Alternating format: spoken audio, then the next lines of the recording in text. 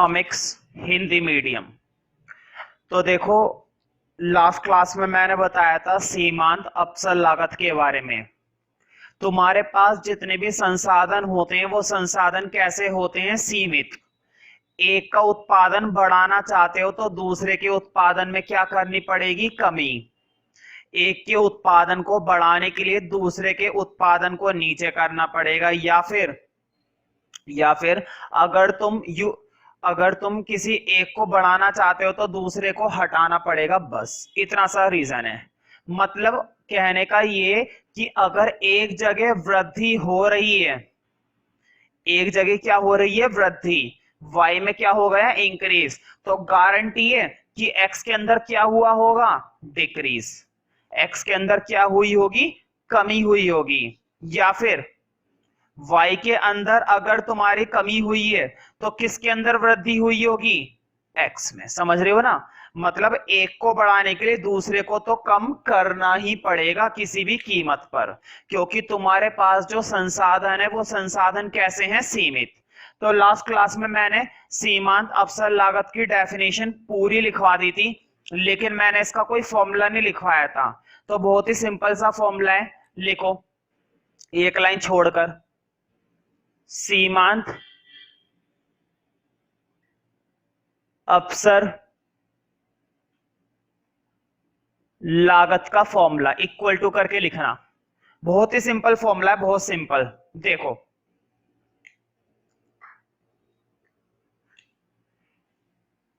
कमी आएगी ऊपर और वृद्धि आएगी नीचे। दूसरे शब्दों में समझो, कमी का मतलब नुकसान। एक्स का उत्पादन कम हो गया, नुकसान हो गया। वाई का उत्पादन कम हो गया, नुकसान हो गया, है ना? तो कमी का मतलब नुकसान। एक्स का उत्पादन बढ़ गया मतलब फायदा हो गया। ठीक है, तो देखो कमी को लिखो हानि। हानि आती है ऊपर, और वृद्धि का मतलब लाभ। लाभ आता है नीचे। हानि तो आएगी ऊपर और लाभ आएगा नीचे। ठीक है, हानि का मतलब है उत्पादन में कमी और लाभ का मतलब है उत्पादन में वृद्धि। तो ये दोनों ही चीजें लिख लो, चाहे तुम कमी और वृद्धि के हिसाब से समझो, चाहे तुम हानि और लाभ के हिसाब से समझो, एक ही बात है। हाँ, फॉर्मूला होता क्या है वो मैं लिखवा देता हूं। देखो, फॉर्मूला सिंबल में भी लिख लो। ये लिखना डेल्टा वाई अपॉन में डेल्टा एक्स। मैं तुम्हें बता देता हूं ये क्या चीज है। बोर्ड पे देखो, ये जो मैंने ट्रायंगल बनाया है ना, ये एक ग्रीक लेटर होता है, हमारा इंडियन लेटर नहीं है। ये कौन सा लेटर होता है? ग्रीक। इसका मतलब होता है इंग्लिश में चेंज, और हिंदी में इसका मतलब होता है परिवर्तन। अब देखो बोर्ड पे जरा, डेल्टा वाई का मतलब वाई में परिवर्तन, डेल्टा एक्स का मतलब एक्स में परिवर्तन। वाई में परिवर्तन ऊपर, एक्स में परिवर्तन नीचे। समझ रहे हो ना? अब तीनों नोट कर लो फटाफट से। मैं तुम्हें एक बात बता देता हूं, जो मेन फॉर्मूला है ना तुम्हारा, वो यही है। बॉक्स वाला मेन फॉर्मूला है, सर्कल वाले समझने वाले हैं, लेकिन तीनों ही फॉर्मूले सही हैं। ठीक है, बुक के अंदर जो मेन फॉर्मूला दे रखा है ना, वो मेन फॉर्मूला क्या है? ये वाला, डेल्टा वाई अपॉन में डेल्टा एक्स। वाई का परिवर्तन ऊपर और एक्स का परिवर्तन नीचे। तो स्टार्ट करते हैं। देखो, अब मैं तुम्हें एक क्वेश्चन करवाऊंगा और तुमसे पूछूंगा सीमांत अवसर लागत बताओ। बस मुझे इतना सा बताना, बताओ अगर उत्पादन में कमी होगी तो कमी तो आएगी ऊपर, और जिस उत्पादन में वृद्धि होगी वो वृद्धि कहां पर आएगी? नीचे। बात समझ में आ रही है ना? अब लिखना फॉर्मूला। मैं तुम लोगों के लिए रब नहीं कर रहा, फॉर्मूला में लिखा रहने देता हूं ताकि तुम्हें दिक्कत ना हो। ठीक है, फिलहाल पहले एक क्वेश्चन लिखो। ये क्वेश्चन कई बार एग्जाम में अब तक पूछा जा चुका है, तो थोड़ा सा ध्यान से लिखो। यदि वस्तु X का उत्पादन 100 इकाइयों से बढ़कर 110 इकाई हो जाता है, यदि वस्तु X का उत्पादन 100 इकाइयों से बढ़कर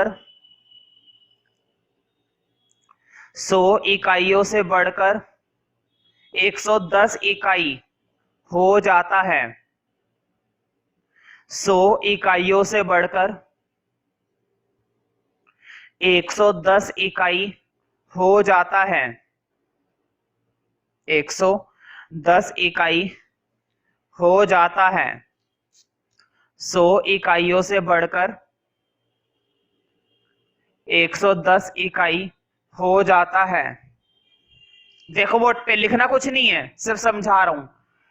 x का उत्पादन 100 से बढ़कर 110 हो गया, समझ में आ रही है ना बात। अब आगे लिखो क्वेश्चन। इकाई हो जाता है और वस्तु y का उत्पादन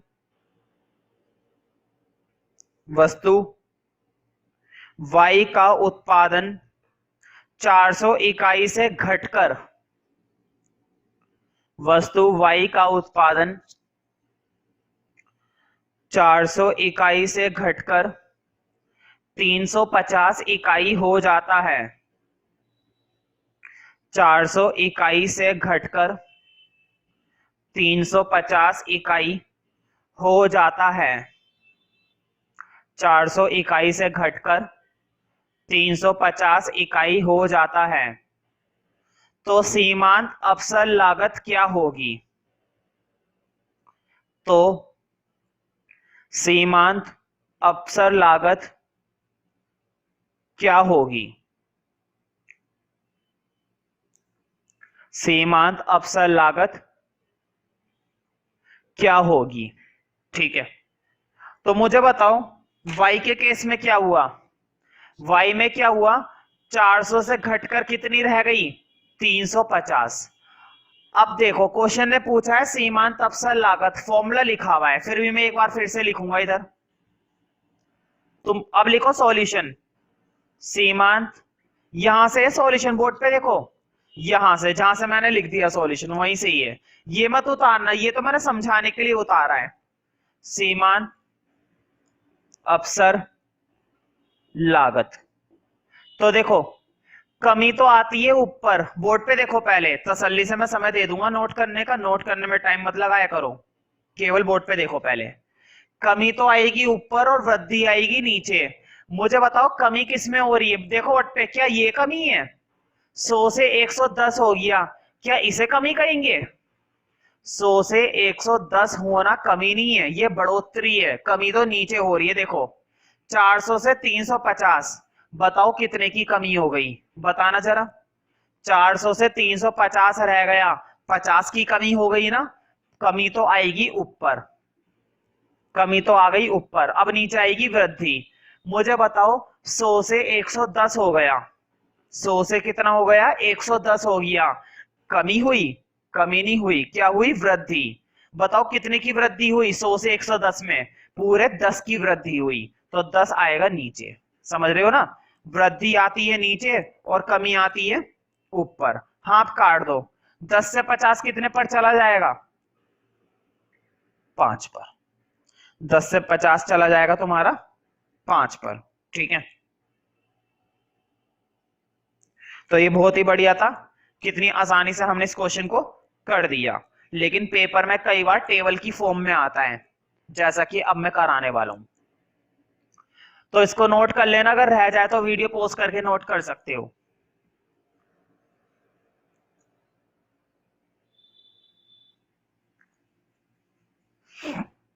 हमेशा ध्यान रखो कि कमी आएगी ऊपर और वृद्धि आएगी नीचे। देखो लिखो फिर से एक क्वेश्चन, इस बार ये क्वेश्चन टेबुलर फॉर्म में दे रखा है, तो टेबल बनानी है। अगर स्केल है साथ में तो अच्छी बात है, और अगर नहीं है तो अब हाथ से बना लो, क्या दिक्कत है। इतनी कोई बहुत बड़ी बात नहीं है कि स्केल से ही बनाओ, है ना। एक में तो लिखे हुए हैं गेहूं, क्या लिखे हुए हैं? गेहूं। इसको इन्होंने क्या रखा है? वाई। क्या बोल रखा है? वाई। और एक में लिख रखा है इन्होंने कपड़ा। दो वस्तुएं, कपड़ा, उसको क्या मान रखा है? एक्स। और एक कॉलम में इन्होंने हमसे बोला है कि इसके अंदर क्या फिल करो? सीमांत अवसर लागत। क्या चीज पूछी है? सीमांत अवसर लागत, समझ रहे हो ना। अब देखो गेहूं इन्होंने खुद बता रखे हैं, पहले 100 इकाइयां थी, फिर 90 इकाइयां हुई, फिर 70 इकाइयां हुई, फिर 40 हुई, फिर 10 हुई और एंड में 0 हो गई। क्लॉथ में देखो, पहले 0 इकाइयां हुई, फिर 25 हुई, फिर 50 हुई, फिर 75, फिर 85 और फिर 87, है ना। यहां तक तो क्वेश्चन ने टेबल दे रखी थी। आगे की टेबल में उसने बोला है कि इसके अंदर क्या फिल करो। इसके अंदर उन्होंने बोला है सीमांत अवसर लागत निकालिए, marginal opportunity cost, MOC। Question ने हमसे क्या पूछी है, मार्जिनल अपॉर्चुनिटी कॉस्ट, इस क्वेश्चन के अंदर फिलहाल। तो देखो फिल करेंगे। बस मैं तुमसे एक छोटी सी चीज पूछूंगा फिल करने से पहले। बस मुझे इतनी सी बात बताओ कि सीमांत अवसर लागत में ऊपर तो आती है कमी और नीचे क्या आती है, वृद्धि। मुझे देखकर बताओ कमी किस में हो रही है। देखो इधर 100 से 90 हुआ कमी, 90 से 70 कमी, मतलब कमी किस में हो रही है, वाई में। देखो कमी इसी में तो हो रही है, वाई में। अब जरा एक्स में देखो, 0 से 25 हुआ, बढ़ोतरी है, 25 से 50 हुआ, फिर बढ़ोतरी है, यानी कि यहां पर हो रही है वृद्धि। तुम्हें बस ये पता करना होता है कि कमी किस में हो रही है और वृद्धि किस में हो रही है। अब जरा देखो, हमेशा ना पहले नंबर की सीमांत अवसर लागत खाली छोड़ दिया करो। क्यों? पहली इकाई पर सीमांत अवसर लागत कुछ भी नहीं होती है, कुछ भी नहीं होती, होती ही नहीं है। मैं कह रहा हूं खाली छोड़ने को, छोड़ना ही छोड़ना है। सॉल्यूशन करने का यही तरीका है, पहली सीमांत अवसर लागत खाली छोड़ दिया करो। अब देखो कैसे निकलेगी। मैं तुम लोगों के लिए छोटा सा फॉर्मूला लिख दूं यहां पर कमी, या याद है? मालूम है ना, कमी तो आएगी ऊपर और वृद्धि आएगी नीचे। देखो इधर बोर्ड पे देखो, 100 से 90 हुआ, बताओ कितने की कमी हो गई, जल्दी से बोलो। 100 से कितना रह गया, 90, 10 की कमी हो गई ना, 10 तो आएगा ऊपर। बताओ 0 से 25 हुआ, कितने की वृद्धि हो गई, 25 की, 25 आएगा नीचे। कर लोगे ना पॉइंट में? देखो पॉइंट में भी करवा दूंगा, कोई दिक्कत वाली बात नहीं है, मैं तुम्हें बता देता हूं। पॉइंट में करने के बाद है ना 0.4 आएगा। जब इसको काटोगे ना 5 से, तो काटने के बाद 0.4 आएगा। अगर डिवाइड करने में कोई दिक्कत होती है तो तुम लोग इस स्टैंडर्ड में हो, मुझे नहीं लगता कि प्रॉब्लम होनी चाहिए डिवाइड होने में। लेकिन फिर भी मेरे पास अगर पढ़ रहे हो डिवाइड में फिर भी दिक्कत है तो खुलकर पूछो, मैं खूब डिवाइड बताऊंगा, लेकिन अलग से पूछ लेना। अब इधर देखो फिर से, देखो अगले में बताओ, 90 से 70 हुआ, कमी हो गई ना, कितने की कमी हुई है? अगर तुमने 90 से 70 बनाया है तो पूरे 20 की कमी हो गई ना भाई। 90 से कितना हो गया, 70, कितने रुपए की, कितनी इकाइयों की कमी हो गई, 20 की। 90 से 70 मतलब 20 की कमी, तो 20 आ गया ऊपर। अब इधर देखो, 25 से 50 हो गया, 25 से कितना हो गया, 50 हो गया, कितने की वृद्धि हुई, फिर 25 की वृद्धि हुई। फिर काट लेना इसको। फिर से मैं वही बोलूंगा, अगर डिवाइड देना आता है अच्छी बात है, नहीं आता है तो भी कोई दिक्कत नहीं है, मुझसे खुलकर पूछ सकते हो, लेकिन पूछना पड़ेगा तब। हाँ, डिवाइड करने के बाद जो फिलहाल आएगा वो मैं लिख देता हूं 0.8, कोई दिक्कत तो नहीं है ना। अब जरा इधर देखो, बताओ 70 से 40, 70 से 40 कमी हुई है ना, और 70 से 40 का मतलब है कितने की कमी हो गई, ये तो पता चल रहा है ना तुम्हें कितने की कमी हो रही है। देखो अगर नहीं पता चल रहा ना तो माइनस करके देख लिया करो। बताओ 70 में से 40 गए, कितने की कमी है, 30 की कमी है, तो लिख दो 30 ऊपर आ गया। अब नीचे देखो, 50 से कितना हो गया, 75, बताओ कितने की वृद्धि हो गई, 50 से 75 मतलब 25 की वृद्धि। तो लिखो हर बार कितने की वृद्धि हो रही है, यहाँ पर 25 की।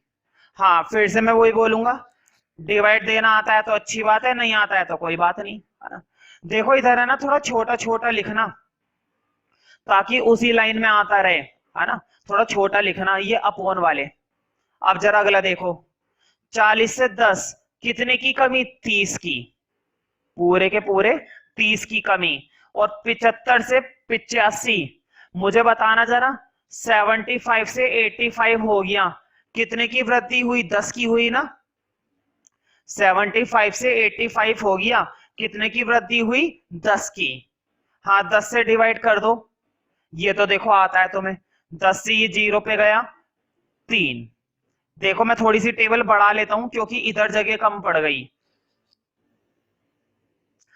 मैं ये मानकर चल रहा हूं कि तुमने लाइन लाइन के अंदर ही लिखा होगा। अपोन वाली जो टर्म्स में लिख रहा हूं ना, थोड़ा छोटा छोटा लिखना है एक ही लाइन के अंदर, वरना दिक्कत होगी। एक ही लाइन में लिखना है सारा, कभी दिक्कत हो है, समझ रहे हो ना। देखो मेरी तो बाहर आ गई टेबल से बिल्कुल। अब देखो जरा लास्ट में देखो वर्ड पे, 10 से 0 हो गया, कितने की कमी हो गई? पूरे के पूरे 10 की कमी हो गई। मान लो तुम्हारी जेब में 10 रुपए हैं, तुम्हारी जेब में सिर्फ कितने रुपए हैं? 10 रुपए हैं। तुमने 10 के 10 खर्च कर दिए, 10 के 10 क्या कर दिए? खर्च कर दिए। कितने की कमी हो गई? पूरे 10 रुपए की कमी हो गई। यहीं पे भी वही हिसाब है, देखो 10 से 0 हो गया, कितने की कमी हो गई? पूरे 10 की।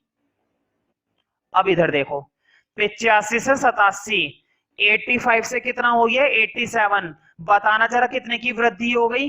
पूरे 2 की वृद्धि हो गई। 85 से कितना हो गया है? 87, तो कितने की वृद्धि हुई है? 2 की। हाँ, 2 से 10 काट दो, 5 पर।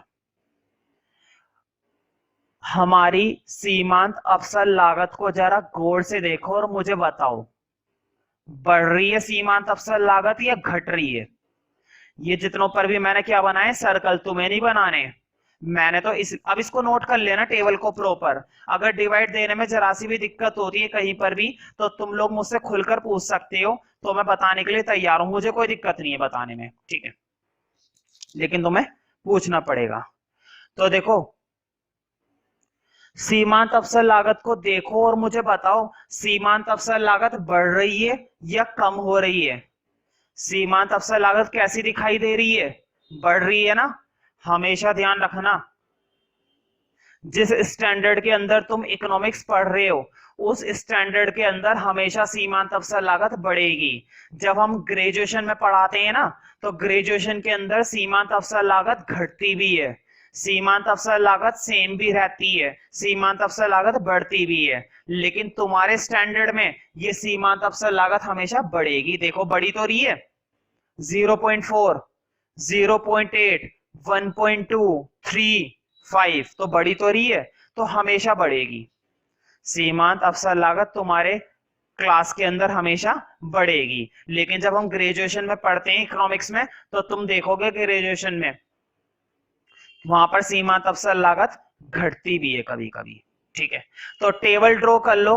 हाँ, टेबल के बाद जब टेबल पूरी ड्रॉ हो जाए, अगर टेबल किसी की रह गई है तो वीडियो पॉज करके ड्रॉ कर सकते हो, कोई दिक्कत नहीं है।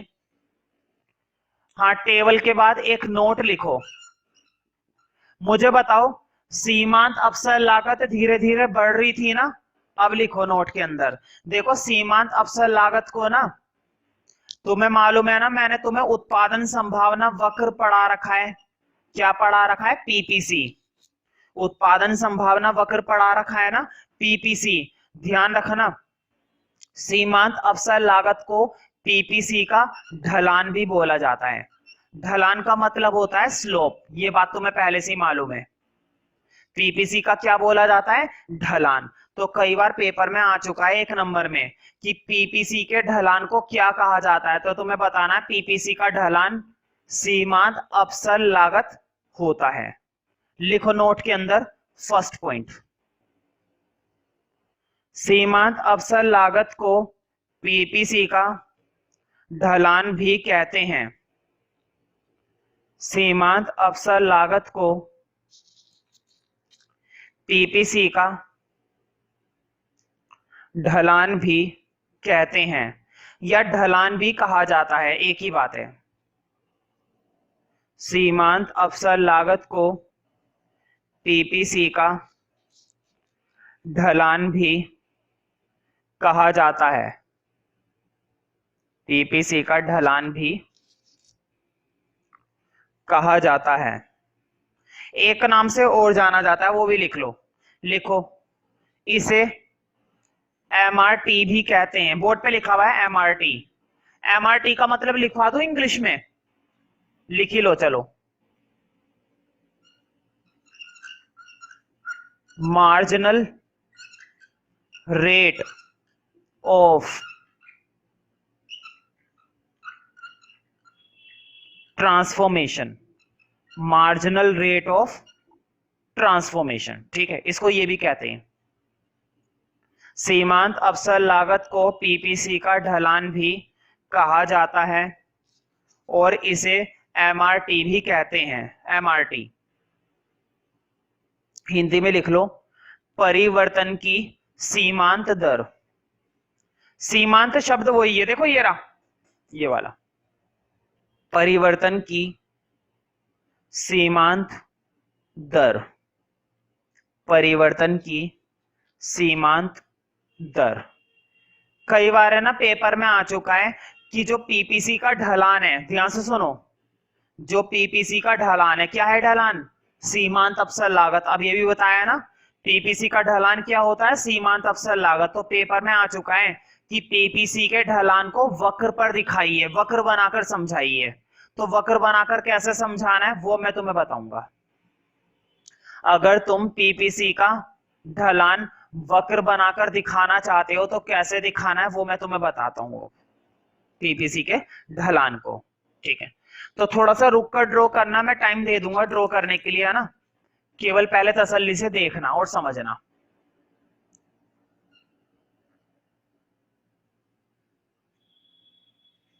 ये हमारा y, ये 0, ये x, यहां पर हम दिखाते हैं वस्तु x को और यहां पर हम दिखाते हैं वस्तु y को, है ना।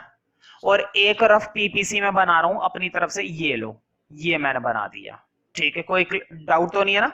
यहां तक तो हमने पुराना काम करा है, कितनी बार पीपीसी बना लिया अब तक हमने, यहां तक क्या डाउट हो सकता है ना। अब देखो इस पीपीसी पर है ना मैं ढलान समझाना चाहता हूं। मैं तुम्हें क्या समझाना चाहता हूं? ढलान। ढलान समझाने के लिए मैं तुम्हें दो बिंदु लेकर दिखा रहा हूं, बोर्ड पे देखो। एक बिंदु लिया ए और एक दूसरा बिंदु लिया बी, कोई दिक्कत तो नहीं है? देखो जरा इधर, मान लो इस बिंदु पर ये x1, समझ रहे हो ना, और ये y1, कोई दिक्कत तो नहीं है भाई? इस बिंदु पर x की कौन सी इकाई है? x1 इकाई। और इस बिंदु पर y की कौन सी इकाई है? y1 इकाई। क्लियर हो रहा है ना? इस बिंदु पर x की कौन सी इकाई है? x1। और y की कौन सी इकाई है?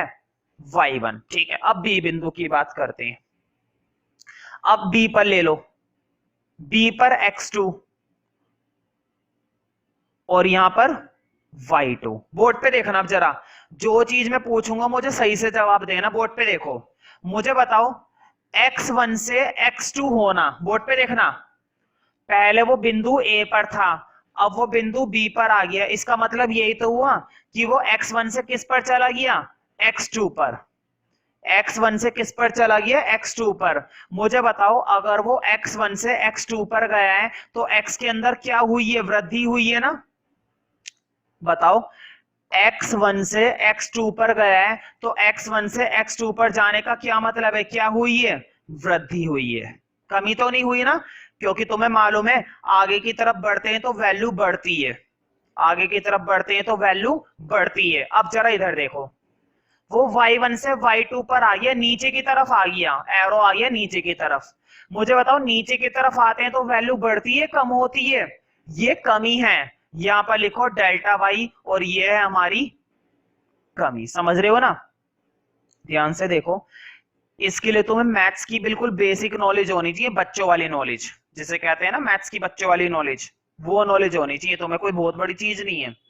देखो तुम्हें मालूम है ना आगे की तरफ बढ़ते हैं तो वैल्यू बढ़ती है, x1 से x2 हुआ, x का परिवर्तन क्या दिखा रहा है? वृद्धि। अब इधर देखो y1 से नीचे आ गया y2 पर, y का परिवर्तन क्या दिखा रहा है? कमी, क्योंकि नीचे की तरफ आना कमी होती है और आगे की तरफ जाना वृद्धि होती है। अब तुम्हें मालूम है कि ढलान कैसे निकलता है। अब ये भी फॉर्मूला बताया था ना, डेल्टा y अपॉन में डेल्टा x। अब जो जो चीजें मैंने बोर्ड पर लिखवाई है और जो जो मैंने डायग्राम के अंदर एरो वगैरह बनाए हैं, जो भी चीज करी है उसको प्रॉपर तरीके से लिख लो।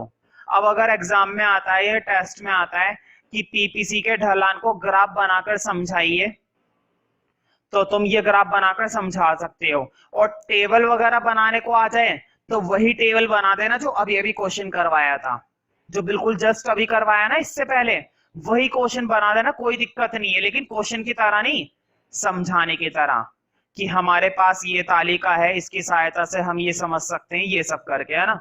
अब वीडियो पोस्ट करके तसल्ली से ये डायग्राम वगैरह नोट कर लो और ढलान वगैरह को बना लो फटाफट। अब मैं कर रहा हूं रब।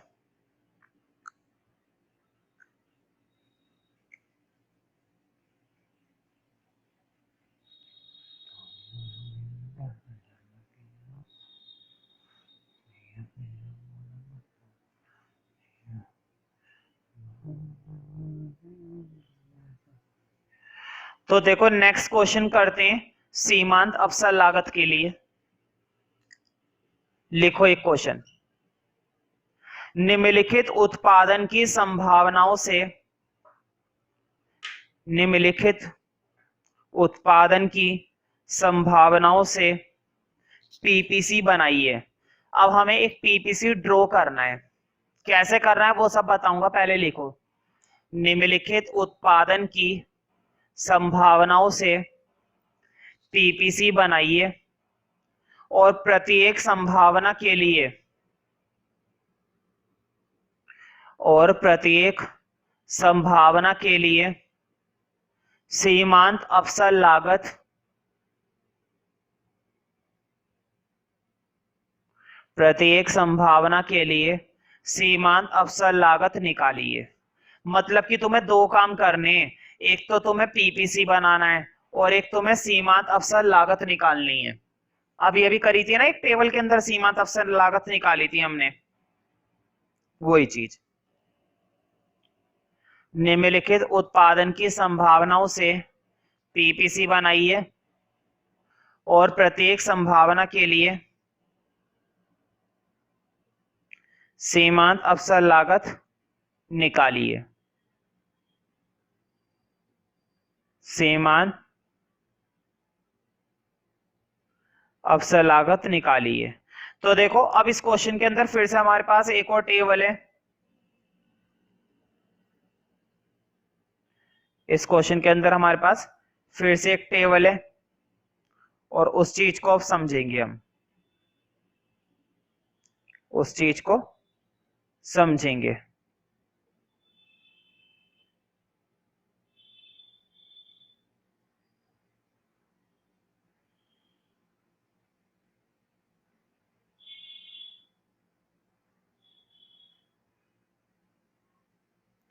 तो देखते हैं कैसे करेंगे। पहले तो टेबल देखते हैं, टेबल क्या है।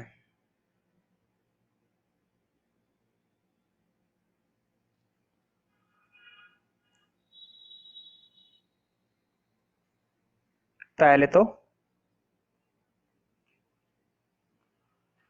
टेबल बनाते हैं, ठीक है। तो देखो एक टेबल बनानी है, इंग्लिश में लिख लेना। पहली वस्तु दे रखी है गन्स, गन होती है ना, ठक ठक शॉर्ट कर देना, है ना, मार देना। और एक है ब्रेड, गन्स और ब्रेड। अब गन का ब्रेड से क्या कनेक्शन है वो तो भाई मुझे भी नहीं मालूम, साफ सीधी बात है, झूठ नहीं बोलूंगा। लेकिन हमें क्या लेना, हमें तो दो वस्तुओं से मतलब है, पहली वस्तु x, दूसरी वस्तु y, बस और क्या करना। और एक कॉलम, एक काम करते हैं, पीपीसी तो बाद में बना देंगे, पहले सीमांत अवसर लागत निकाल लेते हैं। मैं शॉर्ट में एमआरटी लिख दूं, अब तो तुम्हें मालूम है सीमांत अवसर लागत को एमआरटी भी तो बोला जाता है, तो मैंने एमआरटी डायरेक्ट लिख दिया, ठीक है। पूरा लिखना पड़ता है इतना बड़ा, सीमांत अवसर लागत, इससे बढ़िया तो एक शब्द लिख दो एमआरटी, है ना, उसी से काम हो जाता है। हाँ गन्स इन्होंने बता रखी है 0 1 2 3 4 5, ठीक है बस। और ब्रेड बता रखी है 30 28 24 18 10 0, ठीक है। तो दो वस्तुओं के बारे में हमें इकाइयां बताई गई हैं, 0 से लेकर 5 तक और 30 से लेकर 0 तक। तो एक काम करते हैं, पहले सीमांत अवसर लागत निकालते हैं। मैंने तुम्हें बताया था कि पहली इकाई पर कोई सीमांत अवसर लागत नहीं होती है, पहली इकाई पर कोई सीमांत अवसर लागत नहीं होती है, खाली जगह छोड़ दिया करो हमेशा, हमेशा उसके अंदर एक खाली जगह छोड़ दिया करो। तो देखो पहली इकाई पर तो सीमांत अवसर लागत के लिए क्या बना दो, डैश, खाली जगह, ठीक है। अब स्टार्ट करते हैं। मुझे बताओ कमी कहां पर हो रही है, तुम्हें मालूम है ना सीमांत अवसर लागत के लिए कमी तो आएगी ऊपर और वृद्धि आएगी नीचे।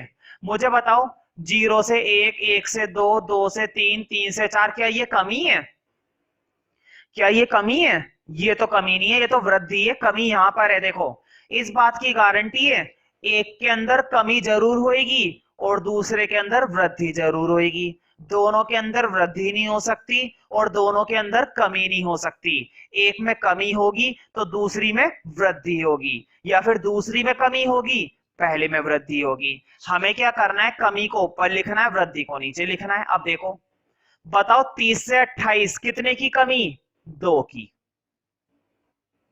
0 से 1 कितने की वृद्धि, सिर्फ 1 की। बताओ 2 को 1 से डिवाइड करा 2, है ना। अब इधर देखो 28 से 24 कितने की कमी, 4 की। 1 से 2 फिर कितने की वृद्धि, 1 की। इधर तो 1 की वृद्धि है, 4 ही आएगा, है ना। 24 से 18 6 की कमी, 2 से 3 1 की वृद्धि, फिर 1 से डिवाइड, फिर 6 आएगा, समझ रहे हो ना। इसी तरह से लास्ट तक का ये कंप्लीट करो और लास्ट तक का कंप्लीट करने के बाद पीपीसी को ड्रॉ करने की कोशिश करना। इन टर्म्स को कंप्लीट कर लो और पीपीसी को खुद से ड्रॉ करके देखना, हो सकता है। हम इकोनॉमिक्स पढ़ रहे हैं, अर्थशास्त्र पढ़ रहे हैं, किस लिए? अगर एक बंदा इकोनॉमिस्ट बन जाता है, अर्थशास्त्री बन जाता है, हर एक पॉलिटिशियन को इकोनॉमिक्स के बारे में नॉलेज होनी चाहिए। खास करके एक देश का जो नेता होता है उस नेता को पता होना चाहिए कि अपने देश की अर्थव्यवस्था को कैसे बेहतरीन बनाया जाए, है ना। एक अच्छे नेता का यही तो काम होता है कि देश के अंदर बेरोजगारी को खत्म किया जाए, देश के अंदर गरीबी को खत्म किया जाए, देश की जनसंख्या को नियंत्रित किया जाए, देश के अंदर महंगाई को संतुलित किया जाए, किसी भी वस्तु में ज्यादा बढ़ोतरी ना हो, किसी भी चीज की मांग कम ना हो। इसी चीज का तो काम होता है नेता का। मतलब नेता को अर्थशास्त्र के बारे में क्या होनी चाहिए, नॉलेज, जो कि तुम लोगों को है, और नेता को है या नहीं कुछ नहीं पता, तो नॉलेज होनी चाहिए, है ना। क्यों? इसलिए ताकि देश के अंदर जितनी भी समस्या है उस समस्या का क्या किया जाए, समाधान, या उस समस्या को और बढ़ाया जाए। भाई समस्या तो अपने आप ही बढ़ती है, हमें क्या करना चाहिए, उसका समाधान करना चाहिए। तो किसी भी समस्या को समाधान करने के लिए, मतलब किसी भी समस्या को खत्म करने के लिए, समाधान मतलब खत्म करना। अगर कोई सी भी समस्या खत्म करना चाहते हो, फॉर एग्जांपल बेरोजगारी की समस्या खत्म करना चाहते हो, महंगाई की समस्या खत्म करना चाहते हो, जनसंख्या की समस्या खत्म करना चाहते हो, तो दो कारण, दो रीजन होते हैं इसके। इसके पीछे दो तथ्य होते हैं, वो कौन से? बताओ किसी भी समस्या को तुमने जाना कि यार इस देश के अंदर ये प्रॉब्लम है, उस देश के अंदर वो प्रॉब्लम है, इस देश के अंदर ये प्रॉब्लम है, तुमने समस्या को जाना। मान लो तुमने बेरोजगारी की समस्या के बारे में जांच पड़ताल करी, तुमने उसके बारे में खूब नॉलेज ले ली, जाना कि कितनी ये समस्या है। तुमने जैसी समस्या थी, बोर्ड पे देखो सबसे इंपॉर्टेंट बात, जैसी समस्या थी वैसी ही उसके बारे में बातें जानी।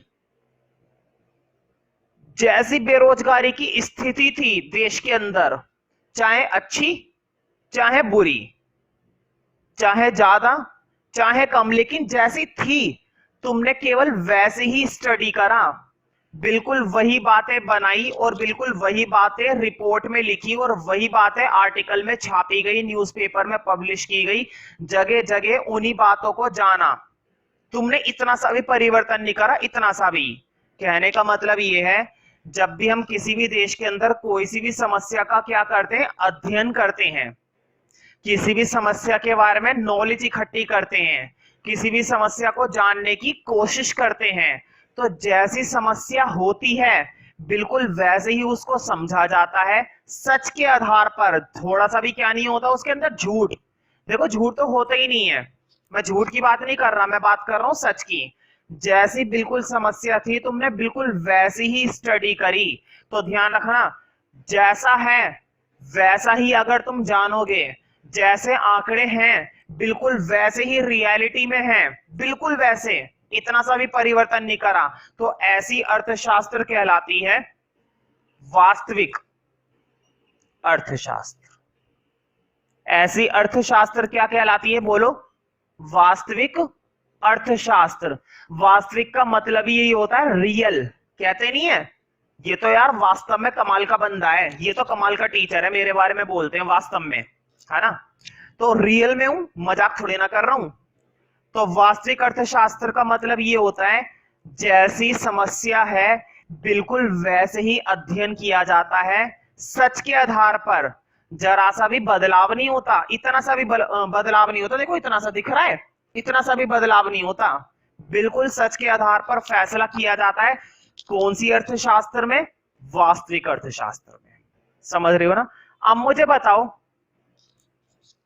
एक एग्जांपल और दे रहा हूं। तुमने महंगाई के डाटा इकट्ठे करे, देश के अंदर अलग अलग वस्तुओं की कीमत का डाटा इकट्ठा करा, आंकड़े इकट्ठे करे, ठीक है? महंगाई तुमने क्या देखा कि बढ़ रही है, महंगाई बढ़ रही है। जैसे आंकड़े थे बिल्कुल वही कीमत, जरा सा भी परिवर्तन नहीं। कौन सी अर्थशास्त्र कहलाएगी? वास्तविक।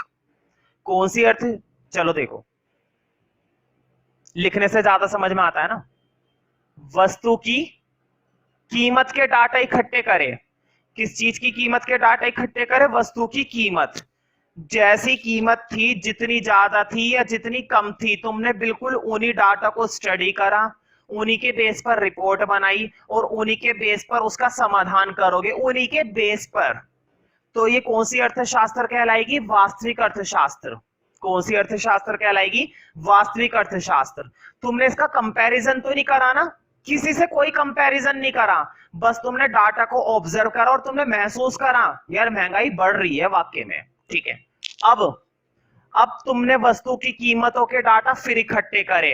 अब तुमने कंपैरिजन करा कि नहीं, इतना नहीं, इतना होना चाहिए। क्या वर्ड लगा दिया तुमने? चाहिए। इतनी ज्यादा कीमत नहीं, थोड़ी सी कम होनी चाहिए। इतना ज्यादा नहीं, इतना कम होना चाहिए। मतलब तुमने क्या करा? कंपैरिजन। बताओ, अंदाजा ही तो लगा रहे हैं कि ये होना चाहिए, वो होना चाहिए, बेरोजगारी खत्म होनी चाहिए, जनसंख्या नियंत्रित होनी चाहिए, महंगाई कम होनी चाहिए। एक फैसला ले रहे हो ना कि कम होना चाहिए, संतुलित होना चाहिए, है तो नहीं? क्या ये सच है कि होगा? हो भी सकता है और नहीं भी हो सकता। बेरोजगारी कम होनी चाहिए, बल्कि मैं तो कहता हूं खत्म होनी चाहिए। क्या होगी? हो भी सकती है और नहीं भी हो सकती। तो कहने का मतलब ये, जब हम फैसला लेते हैं कि क्या होना चाहिए, क्या होना चाहिए, तो ऐसी अर्थशास्त्र कहलाती है आदर्शात्मक अर्थशास्त्र। आदर्शात्मक अर्थशास्त्र मतलब जब हम कंपैरिजन करते हैं, इतना नहीं, इतना होना चाहिए, ये तो बहुत ज्यादा है, थोड़ा सा कम होना चाहिए, ठीक है? देखो अब दोनों का कंपैरिजन सुनो, तुम्हें डिफरेंस समझ में आएगा। अगर इन दोनों के बीच में डिफरेंस समझ में आ गया, समझो सारी कहानी खत्म।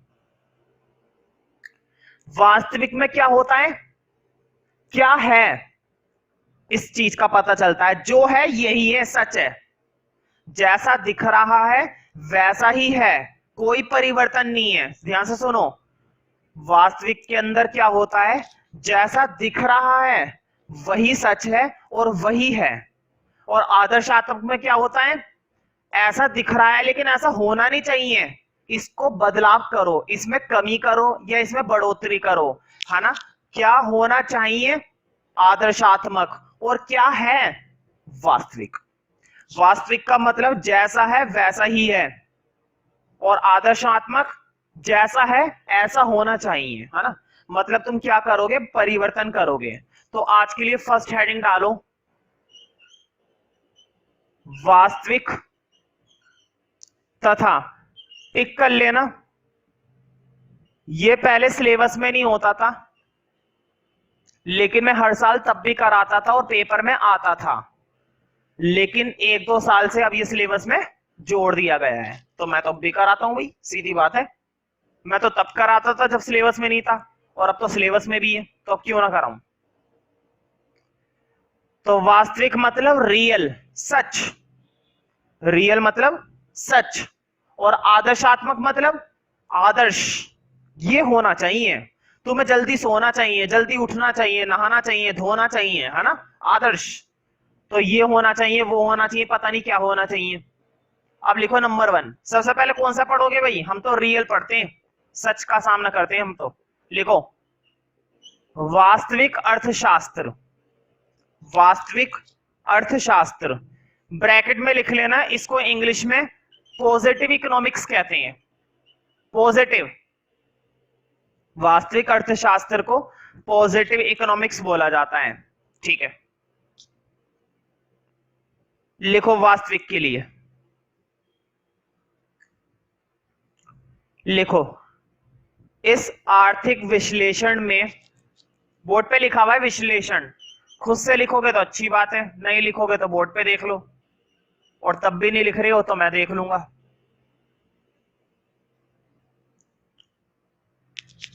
इस आर्थिक विश्लेषण में,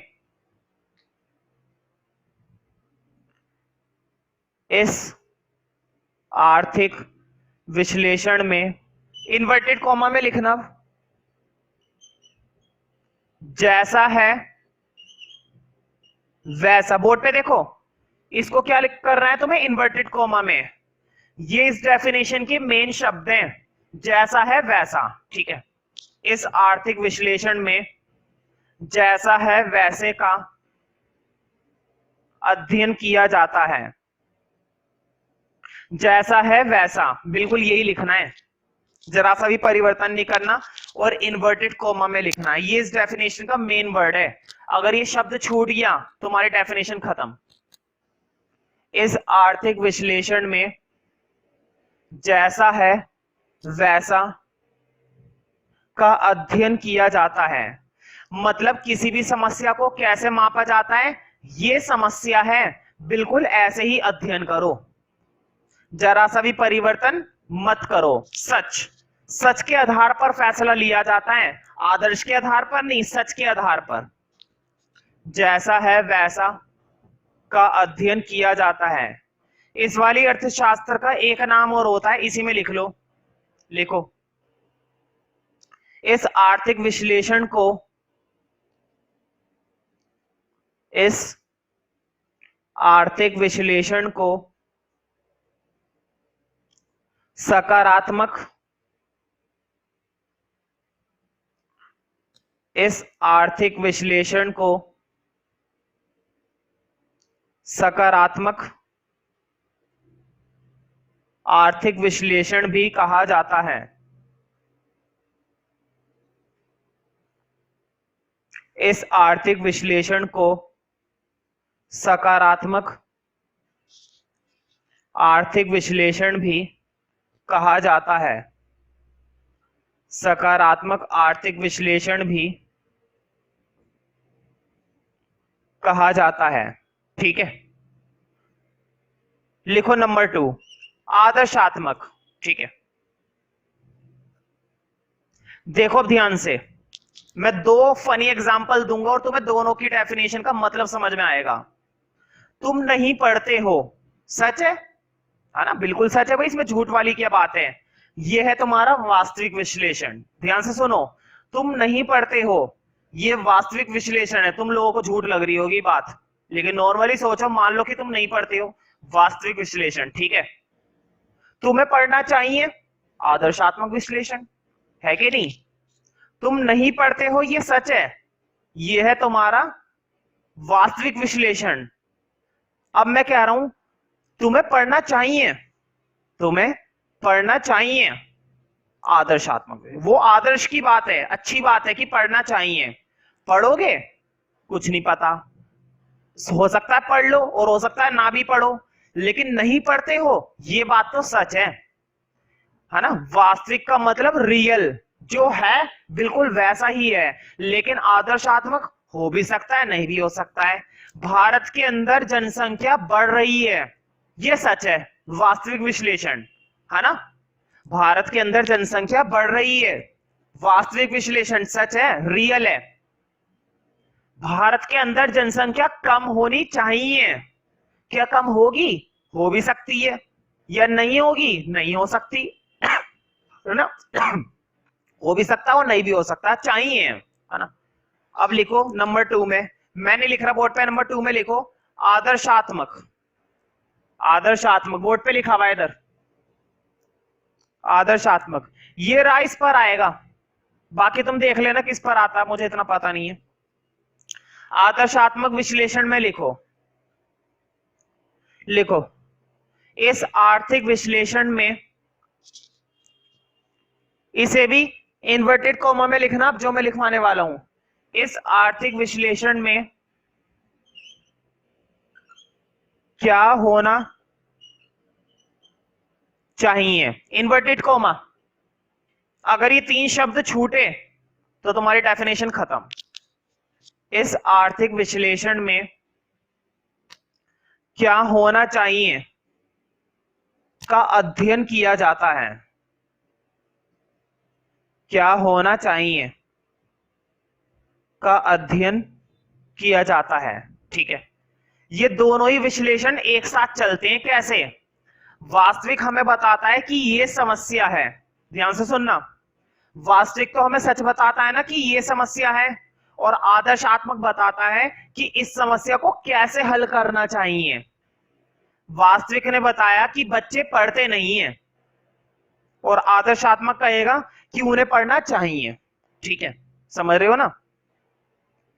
इस आर्थिक विश्लेषण में क्या होना चाहिए का अध्ययन किया जाता है, इसका कोई और नाम नहीं है, इसका तो एक ही नाम है, आदर्शात्मक, ठीक है? अब दोनों के बीच में कई बार पेपर में 3 नंबर में डिफरेंस आ चुका है। तुमने दोनों की डेफिनेशन तो लिख ली, अब दोनों के बीच में क्या लिखना है? डिफरेंस। पेपर में, टेस्ट में जब भी कभी भी 2 चीजों के बारे में अगर डिफरेंस लिखो तो वो डिफरेंस किस फॉर्म में लिखे करो? टेबुलर फॉर्म में, मतलब टेबल बना दिया करो। मैं हमेशा से ही कहता आ रहा हूं कि तुम्हें टेबल में ही डिफरेंस देना चाहिए, ठीक है? तो एक हेडिंग सा बना दो, टेबल बना दो। देखो मैंने तो इसी हेडिंग की बना दी, तुम एक नई टेबल बनानी पड़ेगी। लिखो नंबर 1, पहले नोट कर लो, टेबल बनाओ, एक कॉलम के अंदर वास्तविक लिखो और एक कॉलम के अंदर आदर्शात्मक लिखो, एक कॉलम के अंदर वास्तविक और एक कॉलम के अंदर आदर्शात्मक विश्लेषण। इनको वास्तविक अर्थशास्त्र या आदर्शात्मक अर्थशास्त्र बोलो, एक ही बात है। इनको वास्तविक विश्लेषण या आदर्शात्मक विश्लेषण बोलो, ये भी एक ही बात है। इनको वास्तविक आर्थिक विश्लेषण और आदर्शात्मक आर्थिक विश्लेषण बोलो, एक ही बात है, ठीक है? या सकारात्मक बोलो, एक ही बात है ना? लिखो नंबर 1, फर्स्ट पॉइंट। देखो फर्स्ट पॉइंट में तो डेफिनेशन आ जाएगी, है ना? तो क्या मैं डेफिनेशन लिखवाऊं? एक काम करो, तुम लोग भी मत लिखो, देखो कैसे करो। फर्स्ट पॉइंट में ना यहाँ पे छोटा सा वर्ड लिख दो, डेफिनेशन, डेफिनेशन। ध्यान रखना, अगर टेस्ट में और पेपर में करो तो ऐसे मत कर देना, यहाँ पे डेफिनेशन लिख दी DEF और DEF, है ना? टेस्ट में और पेपर में तो तुम्हें लिखनी पड़ेगी। मैंने ऐसे डलवाकर इसलिए छोड़ दिया क्योंकि डेफिनेशन हमने पहले ही नोट कर ली है। हम लोगों ने दोनों चीजों की डेफिनेशन पहले से ही क्या कर ली है? नोट। तो दोबारा करने से क्या फायदा? तुम चाहो तो वहां से कॉपी कर सकते हो, और कॉपी करने से भी क्या फायदा? समझ में तो आ ही गया है, बस इतना सा लिखकर छोड़ दो, डेफिनेशन और डेफिनेशन, है ना? सीधा सेकंड पॉइंट पर आते हैं। तो मुझे बताओ, यहां पर भी आर्थिक समस्याओं का अध्ययन किया जाता है, यहाँ पर भी आर्थिक समस्याओं का अध्ययन किया जाता है, लेकिन यहाँ पर सच के आधार पर किया जाता है। ऐसा नहीं है कि यहाँ पर झूठ के आधार पर किया जाता है, यहाँ पर सच के आधार पर किया जाता है और यहाँ पर फैसला लिया जाता है कि ये नहीं होना चाहिए, वो नहीं होना चाहिए, ऐसा होना चाहिए, वैसा होना चाहिए, है ना। यहाँ पर भी ऐसा सच है, लेकिन यहाँ पर उसी सच के आधार पर है जो सच वाक्य में है, रियलिटी, वास्तविक।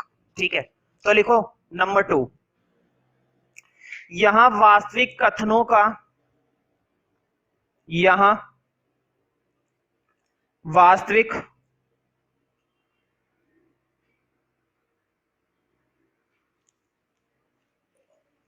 कथनों का, कथन समझते हो ना, बातें, यहां वास्तविक कथनों का सत्य के आधार पर, सत्य, सत्य समझते हो, सच, कराए कभी सच का सामना, तुम्हारे बस की नहीं, लिखी लो तुम।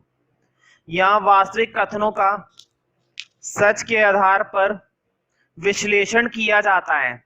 विश्लेषण का मतलब होता है किसी चीज को समझना, किसी चीज का अध्ययन करना, किसी चीज के बारे में जानना, किसी चीज के बारे में नॉलेज इकट्ठी करना, उसे कहते हैं विश्लेषण करना। ठीक है, यहां वास्तविक कथनों का सच के आधार पर विश्लेषण किया जाता है। वास्तविक कथनों का सच के आधार पर विश्लेषण किया जाता है। किसके आधार पर किया जाता है भाई? सच के आधार पर, सच के आधार पर विश्लेषण किया जाता है और वहां पर फैसला लिया जाता है। यहां पर अध्ययन कर रहे हैं, वहां पर फैसला ले रहे हैं सही और गलत का। जनसंख्या बढ़ रही है, ये गलत है, जनसंख्या इतनी तेजी से बढ़ रही है, ये गलत है, जनसंख्या कम होनी चाहिए, ये सही है। तो यहां पर क्या होता है, आदर्शात्मक में एक ही समस्या का गलत पक्ष और उसी समस्या का सही पक्ष, दोनों के बेस पर फैसला लिया जाता है, सही गलत के आधार पर। यहां पर सच के आधार पर पढ़ते हैं और यहां पर सही और गलत के आधार पर पढ़ते हैं। फॉर एग्जाम्पल, तुम पढ़ते नहीं हो, वही वाला एग्जाम्पल, तुम पढ़ाई नहीं करते हो, ये सच है ना। तुम पढ़ाई नहीं करते हो, ये गलत है, और तुम्हें पढ़ना चाहिए, ये सही है। तो मैंने क्या करा, मैंने सही गलत का फैसला लिया और यहां पर किस चीज का फैसला करते हैं कि वो सच है या नहीं। ठीक है, आदर्शात्मक में लिखो, यहां आर्थिक निर्णयों का, यहां आर्थिक निर्णयों का, निर्णय लिख लोगे ना, निर्णय लिख लो, फिर ओ की मात्रा लगा देना।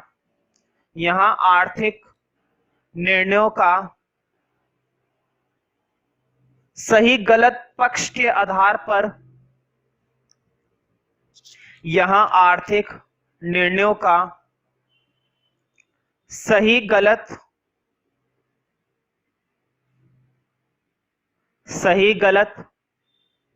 पक्ष के आधार पर, सही गलत पक्ष के आधार पर विश्लेषण किया जाता है। वहां पर सच के आधार पर फैसला किया जाता है, यहां पर सही गलत के आधार पर फैसला किया जाता है, सही गलत पक्ष के आधार पर विश्लेषण किया जाता है। जैसे कि तुमने भारत के अंदर जनसंख्या के डाटा इकट्ठे करे और डाटा के बेस पर तुमने फैसला करा जनसंख्या बढ़ रही है, ये फैसला हो गया, है ना। और यहां पर क्या होगा, यहां पर उसका सही और गलत पक्ष देखा जाएगा। जनसंख्या बढ़ रही है, गलत है, जनसंख्या को कंट्रोल करना चाहिए, ये सही है। यहां आर्थिक निर्णयों का सही गलत पक्ष के आधार पर विश्लेषण किया जाता है। विश्लेषण का मतलब होता है किसी चीज को समझना, किसी के बारे में स्टडी करना, अध्ययन करना। सही गलत पक्ष के आधार पर विश्लेषण किया जाता है। अब दोनों के एग्जांपल लिखवा दूं, है ना। मुझे बताओ, वैसे तो बहुत सारे एग्जांपल है, अगर भारत के अंदर बम विस्फोट हो जाता है, बम फट जाता है कहीं पर, है ना, कितने लोग मारे गए, जाना काउंटिंग करी, रिपोर्ट तैयार कर दी। सच है कि नहीं? सच है, वास्तविक है ना? भारत के अंदर अगर कोई बम विस्फोट हो जाता है, कितने लोग मारे जाते हैं, रिपोर्ट तैयार की जाती है, वास्तविक है ये, सच है ना? सच के आधार पर लिखो एक एग्जांपल। तीसरे पॉइंट में क्या लिखोगे? एग्जांपल। तो लिखो तीसरे पॉइंट में, भारत में जनसंख्या की क्या स्थिति है? मालूम है ना तुम्हें, बढ़ती है जनसंख्या भारत में। वो जो मैंने विस्फोट वाला एग्जांपल दिया था ना, वो भी लिख सकते थे तुम। भारत में जनसंख्या की क्या स्थिति है? तुम्हें मालूम ही है क्या स्थिति होती है भाई, बहुत बढ़ रही होती है। भारत में जनसंख्या की क्या स्थिति है? ठीक है, मुझे बताओ, क्या गरीबों को मुफ्त में शिक्षा देनी चाहिए? देनी चाहिए। क्या वाकई में मिल रही है? नहीं मिल रही। गरीबों को शिक्षा नहीं मिल पा रही है, यह वास्तविक है। गरीबों को मुफ्त में शिक्षा देनी चाहिए, यह आदर्शात्मक है। समझ रहे हो ना? अब मुझे बताओ, अमीरों पर ज्यादा टैक्स लगाना चाहिए ना, क्योंकि उनकी इनकम होती है, चाहिए। अमीरों पर ज्यादा टैक्स लगाना चाहिए। क्या रियल में लगाया जाता है? वैसे तो खैर लगाया जाता है, ये बात तो सच है खैर, है ना? लिखो एग्जांपल, 2 एग्जांपल लिखवाऊंगा इस वाले के, आदर्शात्मक के 2 एग्जांपल लिखवाऊंगा। लिखो, अमीरों पर, अमीर लिख लोगे ना तुम लोग, तो लिख सकते हो, अमीर हो तुम सबके सब। अमीरों पर अधिक कर, बोर्ड पे लिखा हुआ है कर, कर का मतलब टैक्स। तुम लोग तो देते होंगे, हम तो गरीब हैं, हम तो नहीं दे पाते भाई, क्या करें। अमीरों पर अधिक कर लगाना चाहिए, अमीरों पर अधिक कर लगाना चाहिए, है ना भाई? टैक्स लगाना चाहिए क्योंकि वो अमीर होते हैं, वो पे कर सकते हैं। एक और लिख लो एग्जांपल, कॉमा लगा के लिखो, गरीबों को मुफ्त शिक्षा देनी चाहिए। गरीबों को, गरीब समझते हो ना मेरी तरह, गरीबों को मुफ्त शिक्षा देनी चाहिए, गरीबों को मुफ्त शिक्षा देनी चाहिए, मुफ्त शिक्षा देनी चाहिए। मैं उम्मीद करता हूं तुम्हें आदर्शात्मक और वास्तविक विश्लेषण बहुत अच्छे से समझ में आ गया होगा। ठीक है, मैंने तुम्हें इतने एग्जाम्पल दे दिए, क्या सच है और क्या सही गलत है, इसी चीज का खेल है दोनों टॉपिक के अंदर बस।